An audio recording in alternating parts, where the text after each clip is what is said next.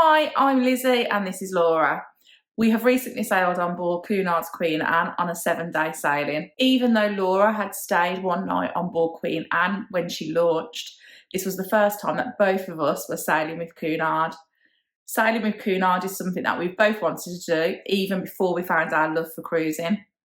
So we were very excited that we finally would be getting this chance. We were aware that many Cunarders were not a fan of Queen Anne, as it is not as traditional as the other queens, so we were interested to see what we would think. As we weren't parking our car at the cruise terminal, we dropped our luggage off first, went to park our car and then walked back over to the cruise terminal building. When we arrived, we were able to enter Ocean Terminal straight away as our boarding time had already passed. And we saw that there were queues inside the building. At this point, we discovered that there wasn't really any attention being paid to the times that people had on their boarding passes, and everyone was just being asked to join the same queue. And there were lots of people in the queue whose boarding time hadn't arrived yet. Despite the bit of a queue that we stood in, it moved pretty quickly and check-in was relatively easy.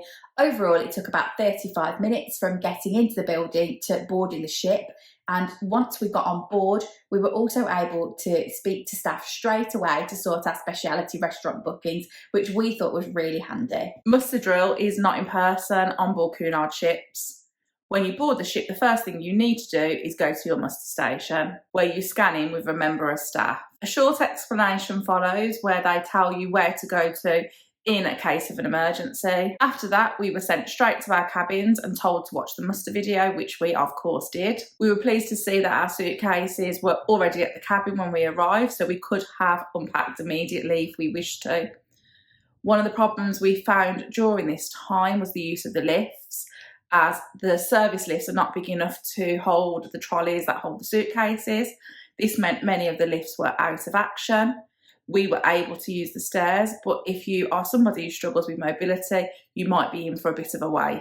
For our full review and opinion, you can watch our full cabin tour and review on our YouTube channel, but we have got a bit of a quick rundown here of what we thought. We were fans of the decor and thought the cabin was really nice in general. I'd already spent a night in one of these cabins previously, and I was a bit worried following that we might struggle with the hanging space, but we did manage to make it work for our 7-day sailing. We were particularly worried about having longer dresses inside the wardrobes, but we found that since I'd been on board previously, one of the bars in the wardrobes had been removed and there was space to hang those longer items.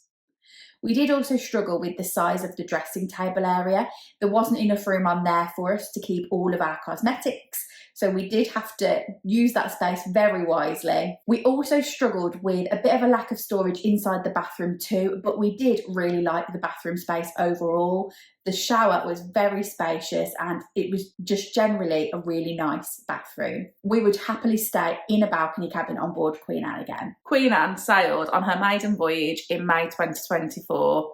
So as expected, the ship was in an excellent condition, feeling and looking new everywhere. We know that some people are not fans of the decor on Queen Anne. However, personally, we both really like it as we find it modern. One thing that we were not fans of is the promenade deck, as when we are walking, we like to be able to see the sea, but unfortunately you can't as it's obstructed by all the life rafts. Another problem that we found was that when you're outside on deck 11, you can't walk through from one end of the ship to the other as the grille's terrace prevents you from being able to do this. One major criticism that many people have, including ourselves, is about the Queen's room. It simply isn't big enough for the amount of people that want to use it. On our sailing, we found it incredibly difficult to get seats, and on many nights they were adding additional plastic chairs to provide seating. We felt like this area should be far more classy than it is. The sailing that we were on was a full sailing, and we're quite used to this as we often sail, well, we always sail during school holidays, so this is quite often the case. We found that the other guests on board were really pleasant and we enjoyed speaking to people in and around the ship. There were obviously quite a few children on board for Queen Anne's usual standards. However, they must have been spending a lot of time inside the kids' clubs and areas that we weren't visiting, because we genuinely didn't notice that there were a lot of children in and around the ship. In general, many areas in and around the ship were busy, However, the only place we really struggled with, like we said before, was the Queen's Room. In general, we found the onboard service to be good, but not the exceptional service we expected to get from Cunard. In fact, we only found it slightly elevated from the experience we usually have on board a P&O ship. We presume that this was partly because of it being a full sailing, and it seems that we were understaffed in many venues, such as the main dining room. We found many of the bar staff to be excellent, making us drinks that weren't on the menu, such as strawberry daiquiris and porn star martinis. They would often offer us a large glass of wine as well instead of 2 small glasses, which made their job a little bit easier and made our night go smoother. On a number of nights, we found the service in the main dining room disappointing. For example, on the second night, we waited 45 minutes for the wine we had ordered to be served, and we saw far larger tables than ours being brought the food that they had ordered after us before we got ours. The ship did not seem to be able to cope with freedom dining on a full sailing, and they seemed to want to stick to select times, as we noticed that there were big gaps in when the food was coming out of the galley. The service in the specialty restaurants was far better, as you would expect it to be. Whilst we were on board, we ate in a variety of different venues, including some of the included restaurants and specialty restaurants. We used our onboard spend to use the specialty restaurants. However, if you didn't want to use any and pay any extra costs, you could very easily come off the ship feeling very well fed without doing so. On the whole, the food that we ate in the main dining room at dinner time was pretty good. Some of the portion sizes were a little small. For example, when Lizzie had a very baby chicken one evening. I did also find that a lot of the soups seemed to taste very similar to each other. I'm not really a soup connoisseur, but I did try a couple and they were all pretty much identical. There was an advantage to having smaller portion sizes, and it meant that we could make sure that we tried eating 4 courses with some of our evening meals. We did also at times order an additional main, so we got to try some extra items on the menu that we probably wouldn't have done if the dishes were larger. We did also use the main dining room a couple of times at lunchtime, and we enjoyed some interesting dishes such as a Philly cheesesteak, noodles and a Rogan Josh. We thought it was great to sit in here and eat our lunch on a sea day for a more relaxing meal, and we did also enjoy a more casual breakfast in the main dining room. Again, it's just a little bit more relaxed than using the Artisan's food hall. We didn't use the Artisan's food hall very much on this cruise. However, whenever we walked through, we always thought the offerings looked great. We ate in here for breakfast a couple of times, where we sampled some of their sausage baps, omelettes and pastries. At dinner, there are less food stations open, but again, when we walked through, the options all looked good. We visited a couple of times for the late night buffet, where we sampled a sliced pizza and a hot dog. Sometimes we found that when we got back on ship from a day in port, that the only place left open to enjoy lunch was the poolside grill. We tried a couple of different burger options from there, the chicken burger and the alpine burger, which were great. There are also a variety of side options such as fries, different loaded fries and onion rings, and all of the food is cooked to order. So if you want to make any amendments, take any sauces off or things like that, then they would be happy to do that for you, which we thought was great. We did enjoy the meals at the poolside grill and found that these food options were very nice. Also included on board Queen Anne is Cunard's afternoon tea. Now, neither of us really like afternoon tea, as neither of us like tea. I don't like cakes and Laura's not a massive fan of the sandwiches. However, we felt like we couldn't really experience a Cunard cruise without experiencing afternoon tea. We really enjoyed the experience of how traditional it was, and we would highly recommend it, especially if you are a big afternoon tea fan. At the time of our sailing, room service was also included as part of the cruise fare. This has changed since we were on board, and it's no longer included for those passengers sailing in Britannia cabins. We used the room service breakfast option a couple of times. We found this really handy on port days. You fill the card in and leave it on your door handle, and then it's delivered to you at a specific time that you select. This was a little bit hit and miss. A couple of the options that we'd chosen were delivered incorrectly. We even had a delivery arrive that we had not ordered one morning. We did find though that the food delivered on the room service breakfast was always hot. We also used the room service option at night after the late night buffet had closed when we got back to the cabin. And we used this to order pizzas, sandwiches, fries, and these items were good. The delivery time was pretty quick and it was a decent service. On embarkation day, we ate in the Golden Lion. Some of the items on the menu are included in the fare, such as the fish and chips that Laura ordered. There are some items which have an additional charge, such as the cheese toasty that I had. I'm not convinced it was actually worth the charge, but I was glad that I tried it. The first of the specialty restaurants that we tried on board Queen Anne was Sir Samuel's. We chose to enjoy this at lunchtime as the cost of this was considerably cheaper than using it for an evening meal. We paid $35 per person for the lunch menu in there, and we thought it was well worth the money. We ate a Caesar salad and clam chowder for a starter, fish and a steak for mains, and we had a variety of sides. It was a very filling meal, and Lizzie even said that she thought this was her favourite specialty meal of the cruise. Another specialty restaurant that we ate in was Aranya. We had again seen mixed reviews about this restaurant, but we were very eager to give the Indian specialty restaurant a try. Before you have your starters, papadums and puri puri are served, which we weren't a massive fan of, to be honest. Then for our starters, we had pork belly and a duck kebab before moving on to our mains of a lamb biryani and a chicken dish, which was also served with naan, dal and rice.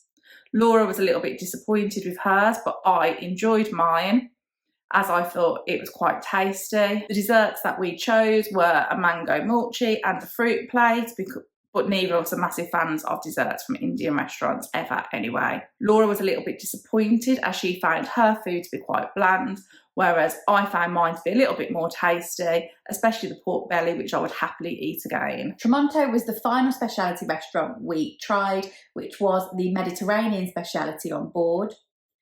Before we had our starters, we were served breads with oil and balsamic vinegar. And then for starters, we had veal polpetta and frito misto, which were both good. Our mains of lamb and sea bream were served with sides of polenta chips and salad. And for dessert, we had cheese and biscuits and pistachio ice cream with donuts. We thought this was good value for money, and I would probably say that this was my favourite speciality on board Queen Anne. The service was great in here and the food was delicious. We know that drinks packages can be a very controversial topic amongst cruisers. However, we're of the opinion that you should do whatever works best for you. Cunard's drink packages might be very pricey at $72 per day if you book before you board the ship. However, the individual drinks are also very pricey. On this drinks package, you can have any drink up to the value of $13.50, and you do not have to pay the service charge on top of this. We drink a variety of non-alcoholic drinks throughout the day, which are also included, so you actually don't need that many alcoholic drinks to make it worth your while. We found that the bar staff would deviate away from their bar menus and they would make you a drink that wasn't on there if you fancied it, such as a strawberry daiquiri. We really appreciated this, as many cruise lines now won't do that, even if they serve that drink at another bar. We found the selection of drinks on board the ship was very good and that the quality was excellent. The entertainment on board Queen Anne was varied, and we were really looking forward to seeing some of the options that were available. The comedian John Courtney featured twice on our sailing. On the first night, we were unfortunately too late to watch his performance due to the time we got at dinner, but we did pop into the back of the theatre and saw that the theatre was absolutely packed for this performance and everybody seemed to be enjoying it. For his second performance, this took place in the Queen's Room. It again was standing room only in here, and the audience once again seemed to thoroughly enjoy it. We managed to get to the theatre to see a couple of shows that were performed by the show cast. One of those being Pride and Prejudice, sort of, and a dance show called Let's Dance.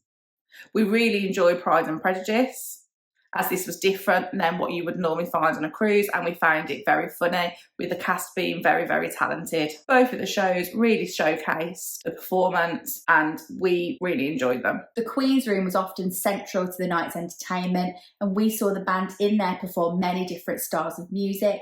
We enjoyed the Best of British, Soul and Motown night, and the big band Masquerade Ball. We really enjoyed watching the dancing, although we're not able to join in ourselves, and it felt like a very Cunard experience. The theatre company also performed in the Queen's Room twice. They performed a show called Made in London, and they did a special thriller performance on Halloween.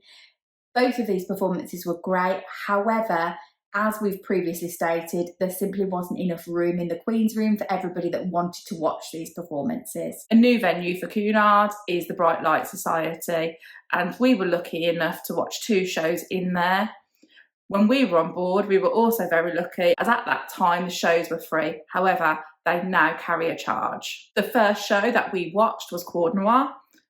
We found this very funny and it was extremely entertaining. There is audience participation involved, but you don't need to worry. They check beforehand to see if you want to get involved. The second show that we saw was called Fizz, which once again we really enjoyed. Probably not as much as Noir, but again it was very entertaining. It turned out to be 3 of the cast last night, so it actually was a very emotional ending. We would recommend that you go and visit there. And with the charge, you also get a cocktail. Other entertainment that we enjoyed on board was mainly music, if we're honest. We saw Lynn playing the piano in Commodore Club. We also saw Flav and Mary performing in there. And we enjoyed watching the Irish band perform in the Golden Lion, but this was often very busy. Cunard is also very famous for its insight lectures, and I particularly enjoyed 2 of these whilst we were on board. The first one that I enjoyed was by Leslie Nichols, who you would probably know better off as Mrs. Patmore from Downton Abbey. She gave an insight into her life and the many different roles she has played throughout her career, as well as taking some questions from the audience. The second lecture that I enjoyed was by Dr. Paul Stickler, who was doing a lecture all about a murder on board a cruise ship. Probably doesn't sound the best topic. It was a very long time ago this happened, and it was called the Porthole Murders, and it was very interesting to listen to all the different evidence and to try and make a decision of who you thought was guilty. There were also lots of quizzes happening, as you would expect, in and around the ship. We did participate in one of those, which was Halloween music trivia. We thought we'd be good at this, but we spectacularly failed. Let's just say the music was way before our time, and we'll be honest, we're not that young anymore, so we were really surprised by this. On this cruise, we were visiting 3 ports. 2 of the ports we had previously visited, and one of them was brand new to us. Vigo was our first port of call, and just so you are aware, it is a very hilly port, so if you have mobility issues, I would stay pretty close to the ship. We decided to walk up to the fort where the views were amazing, but the walk was pretty hard going, and we were starting to regret it at one point. We also really enjoyed seeing the city start to put up all the Christmas decorations, and had great fun going up the travellators. The second port that we visited is one of our favourite cruise ports, and it is one that we visited many times. It is Lisbon. This time we decided to see the city in a completely different way and chose a tuk-tuk tour. We really enjoyed this, and it was a great way to get up to some of the viewpoints that we hadn't made it up to before and see some different parts of the city. We also thought this worked out at really good value for money when we shared the cost across 4 of us. It only worked out at €25 per person. Our final port of call was a new one for us, and there have been many debates about how you say it, whether you say Gijon or Gijon. We were very pleasantly surprised by this port, and we really enjoyed our day here. Lots of the port was closed because we were there on a public holiday. However, we still managed to get entry into a Roman fort for free. We saw a very pretty harbour, and we took another walk up a steep hill to have a look at some wonderful views. We found the disembarkation process to overall be very effective. As is usual on board a cruise, we were asked to leave our suitcases outside of our cabin the night before, and this really was what caused the only problem of the disembarkation process that we encountered. And that was the same as what we experienced on Embarkation Day.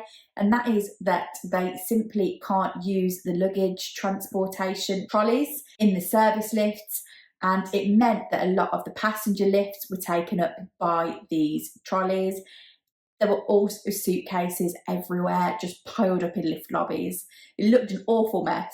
And if you did need to use a lift, it was a bit of a challenge. We chose not to have breakfast on disembarkation morning as we just wanted to get off the ship quite quickly. And we did find that the disembarkation process itself was running quite early. We went to the Queen's room as instructed and we were soon able to leave the ship. Our luggage was really easy to locate in the baggage hall. It was arranged in deck order and we were soon back in the car and on our way home. We found this cruise to be extremely good value, as we only paid £799 each for our Britannia balcony. This also included some onboard spend, and we were surprised to see that on the last day we still had some left, which has never ever happened to us before, which we actually struggled to spend, but in the end we bought ourselves a bottle of gin. Overall, we really enjoyed our first experience of Cunard, and it's made us eager to sail on the other Queens, partly because we want to see if everyone is right in what they say, that Queen Anne doesn't really reflect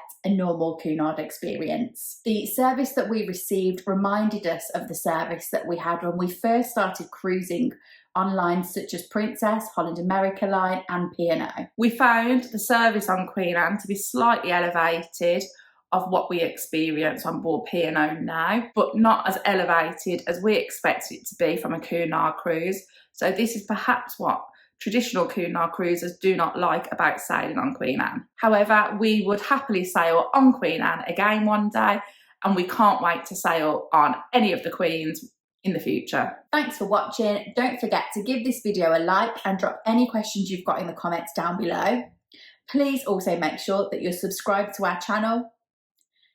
You can also find us on social media by searching Sisters on the Seas.